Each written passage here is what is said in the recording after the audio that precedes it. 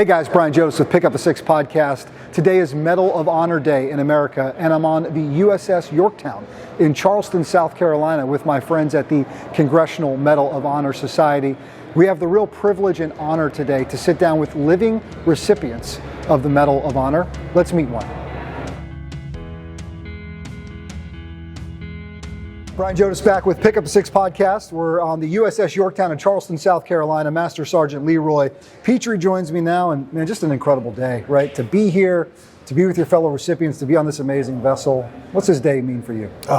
Today is special for me because I get to hang out with my fellow recipients, and we don't always get to see each other, but when we do, it's special. We realize that we're going to see each other the rest of our lives, and we become like family, and so it's like reuniting with family. Yeah. And you get to shake hands, and you also get an opportunity to engage with the community and the veterans and the military that come out and tell them about what we're doing. And a lot of people don't know that recipients are even alive. Yeah. And so we get to tell them that we are alive and we're out there doing positive impacts in our communities and across the country.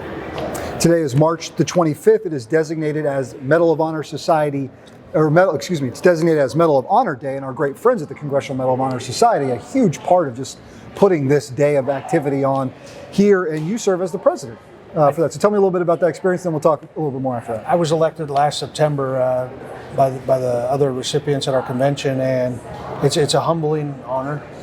One, you get to pass the reins.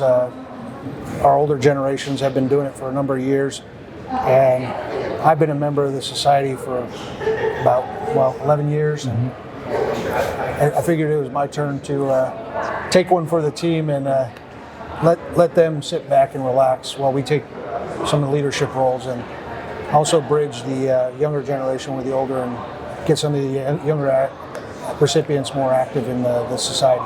We're going to talk about May the 26th, 2008 here in a moment, but to be able to sit in the office before today's activities happen, and General Livingston and Colonel Marm and Staff Sergeant Melvin Morris, to sit with those guys and just chat with them, that generation before, I know you just have to cherish that experience. I love to listen. Those guys were my heroes growing up. They still are. And to be able to listen to some of their experiences and what it was like when they were part of the society at a younger age, and memories that they shared when there was a lot more recipients. And not only that, but they also mentor us and help us if there's questions I have that I don't understand something. I know I could always turn to them and reach out, and they'll point me in the right direction. Yeah, it's amazing to get to spend some time with them. We've been very fortunate on our podcast to have long conversation with Melvin before Barney Barnum and just hear their story and to kind of go back in time with them into that era is pretty incredible. And I know it's something that you guys get to do quite a bit. Another fun moment sort of behind the scenes was you found like an old school pack of like hero trading cards basically in the archives. Tell me what you found down there. Well, there was a lot of stuff on media that I saw that was talking about the Desert Storm baseball cards. Had them as a kid growing up. And so I was talking to our staff and our historian. I said, you know what would be cool is if we did baseball cards of recipients. And she said, oh, we have some up in the boxes up top. And she showed them to me last time I was here. And so with some of the other recipients, I wanted to share it with them because they didn't know they existed either. And we ended up digging through a lot of the boxes and looking at different artifacts that we had. And I was like, man, I could spend the whole day in here just looking at these things. Yeah. And it is some stuff that can be rotated through our museum and through other museums across the country. Yeah. May the 26th, 2008, a day in which gallantry for you on the battlefield ultimately ends in the Medal of Honor being awarded to you and placed around your neck. What do you remember from that fateful day for you? I remember it all. It was a tough day. We did lose one of our guys that day, Christopher Gaithercole, but I remember waking up that morning, and normally we operate during nighttime, and so during the day we'll check email, go work out, do our whatever activities we have to do. Sort of standard stuff of the day. Right? Yeah, and we were in opposite cycles, so I went into our planning day and I was checking my email on my laptop, There was only one other person across the room from me, an officer on talk guard, and all of a sudden he jumps up from behind his laptop. He says, "Leroy, go wake up the pilots." Didn't even ask why. I just went and did it. I knew something was going on, and went and woke up my guys and said, "Hey, get your stuff ready. There might be something going on, and check your stuff." And as we went back, we started planning, and shortly thereafter, we're executing the mission. We're going out on Chinook helicopters. As soon as we touch down, we're taking fire coming out of this rural field out in the open. Politically correct term, we neutralize the threat. Sure. And as we're clearing the enemy combatant, we hear over the radio one of our younger squad leaders went to the wrong compound, and they're correcting it and going across to the right one. And I said, "I'm going to go and I'm going to provide overwatch for them." And the platoon leader said, "Go for it." I was the last guy as they entered this compound, and they went across the compound and started clearing a 2-story structure in the corner. And adjacent to it was a small little, about 7 foot by 10 foot wide little building. And as they entered, I stayed in the doorway and I said, "Give me another guy. We need to clear this courtyard and whatever's in the adjacent building." Didn't even look. As soon as I got a tap up on the shoulder, I knew I had somebody. We started moving. I saw 2 guys as we were running across the open area, 2 guys in my peripheral vision, just spraying AK-47s from the hip, probably 20 feet away. Yeah. And I felt the bullet penetrate my upper thigh on my left thigh. It felt like a sledgehammer hitting me. I'd never been shot. Yeah. And it hurt. And I knew I was shot, but mentally I said, "You got to keep moving, get out of the kill zone before you get hit with more rounds." The guy behind me got shot just below his armpit. We found out later it was about 1/4 of an inch from going over his plate, and it would have punctured his heart, his lungs, and probably killed him instantly. And he knew he was hit. He didn't know how bad. And so we both got behind the small building. And I said, "Watch that corner." I was watching the other corner. They're firing around the sides. And so I prepped a grenade, threw it over. As it went off, bought us a lull in fire. At that point, another ranger came running over, and I said, "Hey, watch him, watch that corner." I was on my radio giving our command, "Hey, we got 3 wounded guys, and we're still under heavy small arms fire." I'm watching my corner, checking on my guys, watching my corner, doing my checks and radio, and next thing we know, we hear a blast. Kind of knocks those 2 guys to the ground. They turn around, they're like, "What the heck was that?" And I said, "They're throwing grenades. Keep your heads down. Keep watching that corner." And so as I'm watching my corner, checking on them, one of my checks, I turn around and there's a pineapple grenade sitting behind him on the ground. And we weren't more than arm's reach away from each other. I knew it wasn't there before. We haven't used those type of grenades in years, so I saw it as a threat. I immediately reached over, I grabbed it, and as I was throwing it away from us, I opened my hand to release it, and as shortly thereafter it exploded. As I sat back up, my hand was completely gone at the wrist, like somebody had taken a saw and just cut it off. The radius and the ulna bone were sticking up about a 1/2 inch. It was bleeding, more of oozing, and the skin was hanging around the sides. I could see the burns, the dirt and debris from the explosives. And it's kind of weird what went into my mind, but I was thinking to myself, why is this thing spraying 3 feet in the wind like in the Hollywood movies? Sure, like everything you've seen in the movie before, right? Like, why is this thing squirting? What's wrong with it? Right. And reality kicked in, and I said, okay, I got to take care of this. And because we had great medical training throughout the different courses we went through, and we kept tourniquets on the outside of our kit. Right. I reached down, I knew what to do. I grabbed the tourniquet, tightened it down, stopped the bleeding.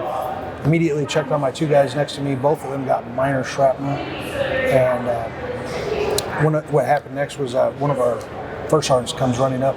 And he grabs me by my kit, by my shoulder, and he says, "Come on, we're going to get you out of here." Yeah. And I kind of pushed his arm down. I said, "You're not taking me anywhere." You still got to fight.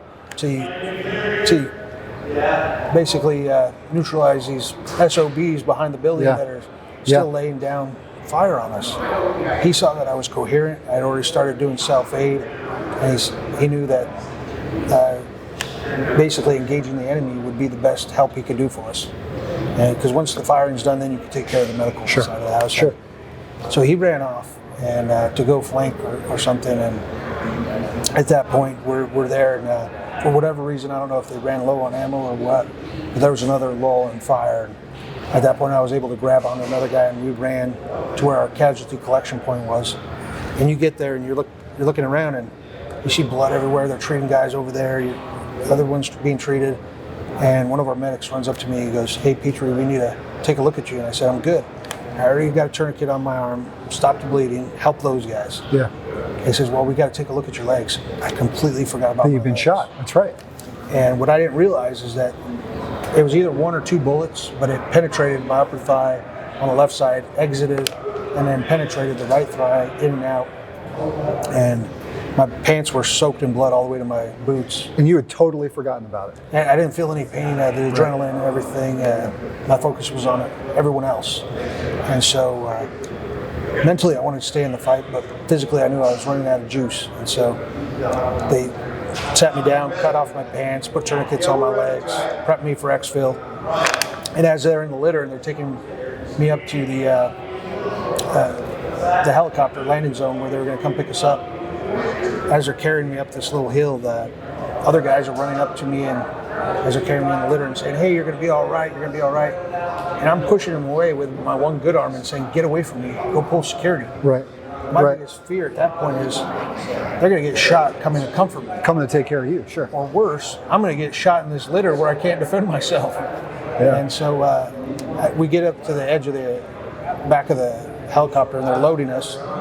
And even the guy that was next to me, Sergeant Higgins, he said, he's leaning down over me. He's yelling, "You saved us, you saved us." And I said, "Great, man, get on the bird." He's still mission focused.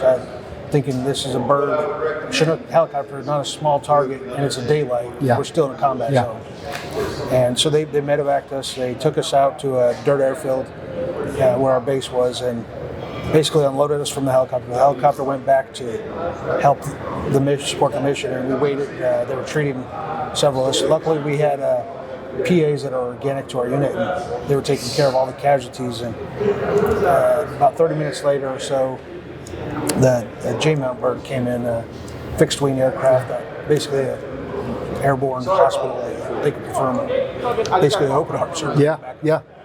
And I was on the bird for about another 15, 20 minutes, and at that point they had juiced me up pretty good with meds. I passed out and I woke up the next day in Germany. If you guys remember, similar aircraft, Lieutenant Colonel Spanky Peterson talked to us about when he rescued Marcus Luttrell. They brought him in on the Payhawk. They took Marcus off the Payhawk onto the bigger plane where they could then give him medical attention, and that's likely similar kind of aircraft that you're on. It's a busy day here. You've got activities to get back to. I'd love to have you back on the show, and we'll talk at length about the moments after that, right? And the weight of carrying that medal with you now and what it means for you. I think one thing I do want to share with you is the immediate moments after that, when I woke up in Germany. I woke up in Germany and the nurse was there. I was laying in my bed and she looked at me and she said, are you doing okay? How are you feeling? I said, I'm good. And she said, "Can I get you anything?" And I looked at her and I said, "Yeah, can you get me some shaving cream and a razor?" And she did this double take and she's like, "I'm sorry, what was that?" I said, "Can you get me some shaving cream and a razor?"